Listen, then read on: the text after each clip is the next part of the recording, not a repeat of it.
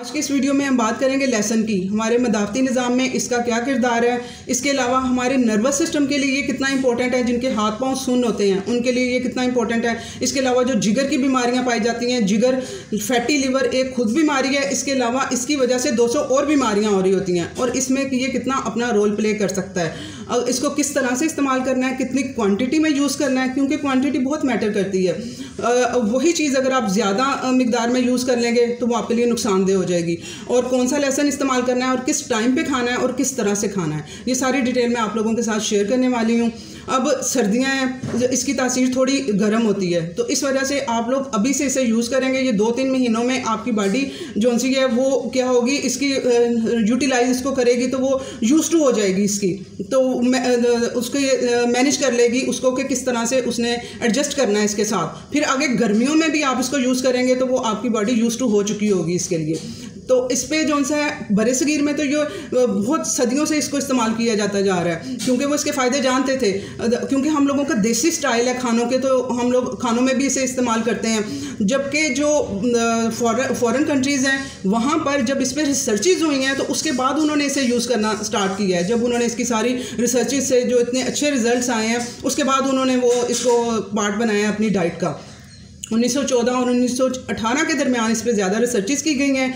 और जो रशिया की सेकंड जो वर्ल्ड वार थी उसमें रशिया ने जब उनके पास एंटीबायोटिक्स ख़त्म हो गई थी तो उन्होंने ये लहसुन खाना स्टार्ट कर दिया। जो उनके फ़ौजी थे उन्होंने इसे इस्तेमाल करना स्टार्ट कर दिया। इसी वजह से इसे रशियन पेनिसिलिन का नाम दिया गया, क्योंकि ये इसके एंटी बैक्टीरियल है ये, ठीक है। एंटीबायोटिक्स की जगह इसे यूज़ किया जाता रहा है और मेडिसिन में भी इसे यूज़ किया जाता है। अब इसको हम लोगों ने जब इस पर रिसर्चेज की गई तो उन्होंने इसके देखा कि इसके जो एंटी बैक्टीरिया जो निमोनिया करने वाला जो बैक्टीरिया है मरसा, उसके ऊपर उन्होंने वो रिसर्च किस तरह से करते हैं, उस बैक्टीरिया को वो लेते हैं स्लाइड पे और उस पर उन्होंने इसका पाउडर वो छिड़का। तो उन्होंने देखा कि 12 घंटे में इसका जो बैक्टीरिया था निमोनिया का वो ख़त्म हो गया। इसी तरह से उन्होंने और भी जो से बैक्टीरिया थे, इकोलाई बैक्टीरिया था, उसके ऊपर भी रिसर्च की इसी तरह से, उसकी डिशेज़ बना के तो उनके ऊपर की रिसर्चेज, तो वो उन्होंने उन बैक्टीरिया को ख़त्म कर दिया। तो उन्होंने एक बुक इस पे लिखी कि बल्कि एक कंप्लीट चैप्टर है वहाँ पर लहसुन के नाम से। तो वहाँ पर उन्होंने उस बुक में जो सा उन्होंने स्टडी किए गए कि जो सी मेडिसिन हैं वो जिनसे मेडिसिन से हमें न्यूट्रिएंट्स जिनसे मिलते हैं, जो कंपाउंड्स अच्छे मिलते हैं, उससे रिलेटेड वो बुक थी। और उसमें उन्होंने फिर इसे anti fungal, anti bacterial, anti virus, anti parasite, इन सब के उन्होंने वो प्रॉपर्टीज़ इसमें बताई गई कि इसमें वो प्रॉपर्टीज़ इसमें पाई जाती हैं लहसुन में। तो उसके बाद से फिर वो इसका वो यूज़ जो है वो उन लोगों ने वो स्टार्ट किया। अब इसमें कैंसर, अब टीबी के लिए, ये मलेरिया के लिए बहुत ज़्यादा अच्छा है। उसके अलावा ये कैंसर के जो सेल्स हैं उनको बढ़ने से ये रोकता है, तो उनके लिए एंटी कैंसर है, उनके लिए भी ये बहुत बेनिफिशियल है। इसके अलावा आप लोगों ने अब इसको यूज़ किस तरह से आप लोगों ने करना है। यूज़ के लिए आप लोगों ने इसे हम लोग खाना बनाते हैं उसमें भी हम इसे कुक करके सालन में भी हम यूज़ कर सकते हैं, क्योंकि इसका जो टेम्परेचर, इसके जो इसकी प्रॉपर्टीज़ हैं, जो खसूसियात हैं, वो ज़्यादा हीट पे भी ख़त्म नहीं होती हैं। तो इसे हम लोगों ने खाना बनाते हुए उसमें भी कुछ आप लोगों ने यूज़ करना है। और ज़्यादा फ़ायदा हासिल करने के लिए आप लोगों ने इसके 1 या 2 जवे जो उनसे हैं वो पीसीज हैं वो आप लोगों ने पहले छील के हवा में रखने हैं, ताकि वो ऑक्सीजन उसके साथ वो रिएक्ट करके वो ज़्यादा फ़ायदेमंद कंपाउंड प्रोड्यूस हो जाते हैं। इसके अंदर जो कंपाउंड येलो कलर जो उसका देता है ना, एलिसिन कंपाउंड होता है, सल्फर होता है वो, ठीक है ना। वो कंपाउंड, इसकी स्मेल भी उसकी की वजह से इसमें होती है और उस कंपाउंड के इतने ज़्यादा वो ये सारी प्रॉपर्टीज़ जो हैं उस कंपाउंड की वजह से उसमें पाई जा रही होती हैं। तो वो अब स्मेल तो थोड़ी वो इसकी आती है, तो लेकिन आप लोगों ने वो उससे परेशान नहीं होना। वो खाने के 2-3 घंटे बाद, मैं खुद खाती हूँ, तो 2-3 घंटे बाद जब मैंने सारी इसकी प्रॉपर्टीज़ पढ़ी तो फिर मैंने इसको यूज़ करना इस तरह से स्टार्ट किया। मैं अपनी बेटी को भी जो है वो 1 पीस अपनी बेटी को भी मैं वो देती हूँ। तो उसके वो स्मेल बल्कि हमारे जो माउथ के बैक्टीरिया हैं वो उनको ख़त्म करती है, ठीक है। उसकी स्मेल से जो हमारे बैक्टीरिया, बल्कि वो एक गाँव है वहाँ पर वो उसके लहसुन का वो हार सा बना के ना गाय भैंसों के गले में डाला जाता है ताकि बैक्टीरिया उनके इर्द गिर्द उनके जिस्म में ना जा सके। तो वो 2-3 घंटे रहेगी स्मेल। उससे आप लोगों ने परेशान नहीं होना है। तो वो 2 जवे आप लोगों ने बल्कि चबा के खाने हैं। उसको आप पहले इस साइड से चबाएं, इस साइड से चबाएं आप लोग। उससे क्या होगा, क्योंकि ये इसको ना डाइजेस्ट करना भी थोड़ा मुश्किल है, तो आप लोगों ने वो उसको थोड़ा चबाना है। चबा के इससे क्या होगा, वो छोटे पीसेज में आपने पीस के नहीं उसे लेना, अपने मुँह में उसे चबाना है। जो माउथ में है वो बैक्टीरिया, हमारे अंदर गंदे वो बैक्टीरिया होंगे वो ख़त्म हो जाएंगे, और जो हमारा गुड जो एंजाइम्स हैं, जो डाइजेस्ट करने वाले एंजाइम्स हैं, वो उसमें शामिल हो जाएंगे। और उसको डाइजेस्ट करने में, क्योंकि फ़ायदा तभी होगा जब वो चीज़ आप लोग डाइजेस्ट कर लेंगे, तभी वो आपके जिस्म का हिस्सा बन पाएगी, आपके खून का हिस्सा बन पाएगी और आपको फ़ायदा दे पाएगी। तो इस वजह से आप लोगों ने इसे चबा के खाना है। थोड़ा सा वो आप जब चबाएंगे उस टाइम पे वो ज़्यादा इशू नहीं कर रहा होता, लेकिन जब उसे निगलते हैं अंदर तो वो थोड़ा सा वो इरिटेट कर रहा होता है। लेकिन आप लोगों ने खाना किस टाइम पे है, नाश्ता करने से पहले। आप लोगों ने मॉर्निंग ड्रिंक के साथ इसे यूज़ नहीं करना है, खाली पेट उस टाइम पे नहीं यूज़ करना है, क्योंकि आपका वो फास्ट ख़त्म हो जाएगा।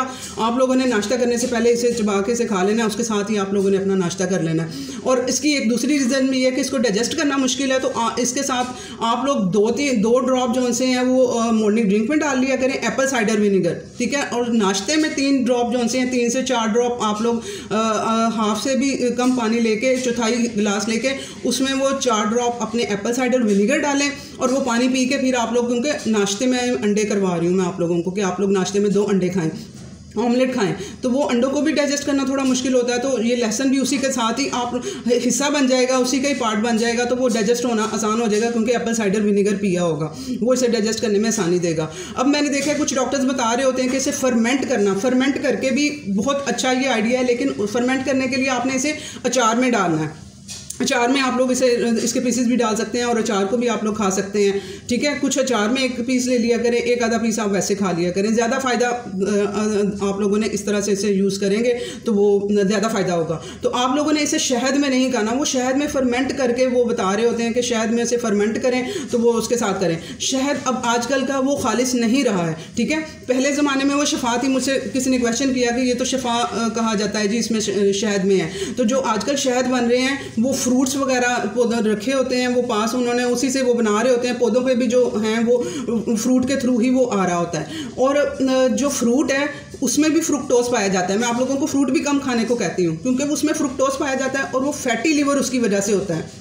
इस वजह से आप लोगों ने वो शहद के साथ इसे यूज़ नहीं करना है। जो पहले ज़माने थे तब फैटी लिवर भी नहीं थे, तब ये बीमारियां नहीं थी, तो ये शफा थे। अब ये बीमारियां इतनी ज़्यादा हमारे साथ हैं, शहद फैटी लिवर आप लोगों को करेगा। अगर आप लोग यूज़ करेंगे तो आपका लिवर जो है वो ग्लूकोज, वो फ्रुक्टोज है, वो जाकर लिवर को डिपॉजिट होता जाएगा, फिर आपके बेली में डिपॉजिट होता जाएगा, उसके बाद फिर बैक एरिया में ये वो फैट वही है जो आप फ्रुक्टोज खाते हैं ना फ्रूट के थ्रू, वही वो आके इन एरिया में डिपॉजिट होता है। तो इस वजह से इसे शहद के साथ यूज़ नहीं करना है। आप लोग इसे सिरके में डिप करके वो तब फर्मेंट कर सकते हैं, अचार में फर्मेंट कर सकते हैं। इसके अलावा आप डायरेक्ट भी इस तरह से खा सकते हैं, कुछ सालन में खा सकते हैं। ये इस तरह से आप लोगों ने इसे यूटिलाइज करना है।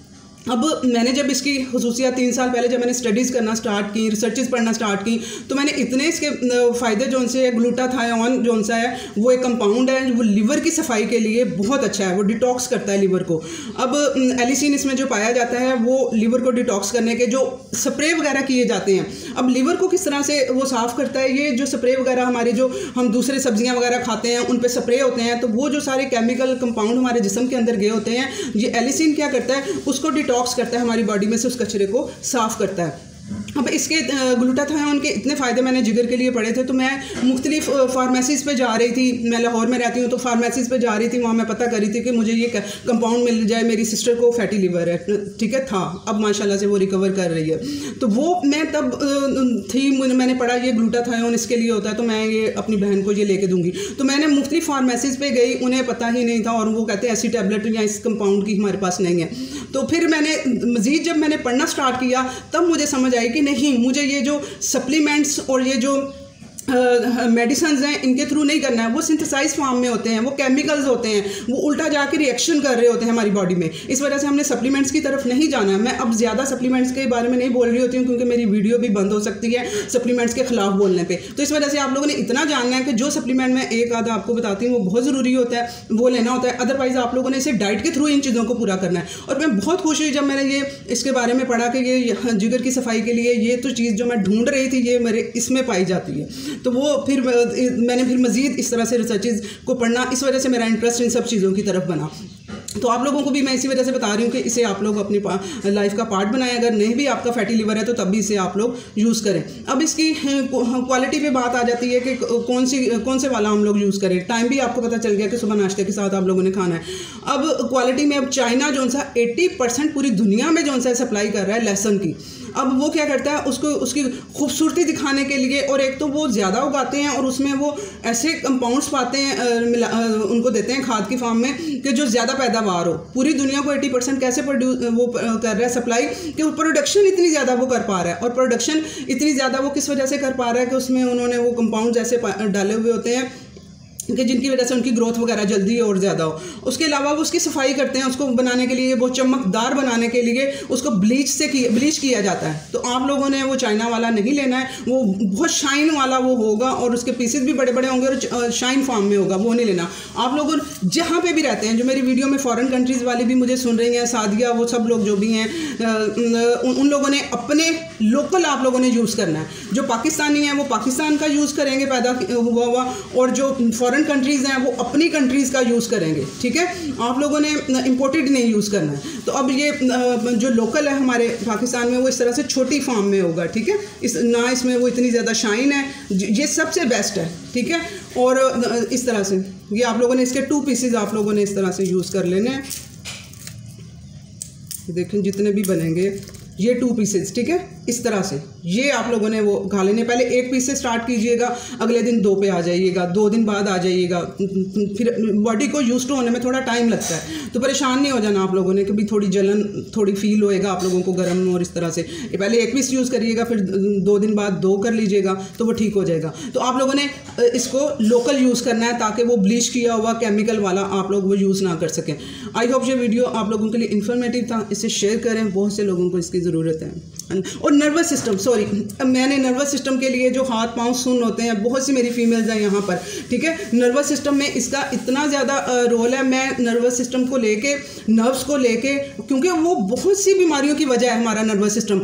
अब इसको लेके मैं बहुत ज़्यादा वो रिसर्चेज और स्टडीज़ में पढ़ रही हूँ कि मुझे इस पर काम करना है कि ये नर्व्स को कंट्रोल कर लिया जाएगा ना, तो हमारी 80% बीमारियाँ रिवर्सल की तरफ हो जाएंगी। अब उनमें से जो मैंने इसके थायामीन B1 वो इसमें पाया जाता है। ठीक है, वो हमारी ये नर्व्स को जो उनसे हाथ पांव जो सुन्न हो रहे होते हैं, उसके लिए थायामीन बहुत ज़रूरी है।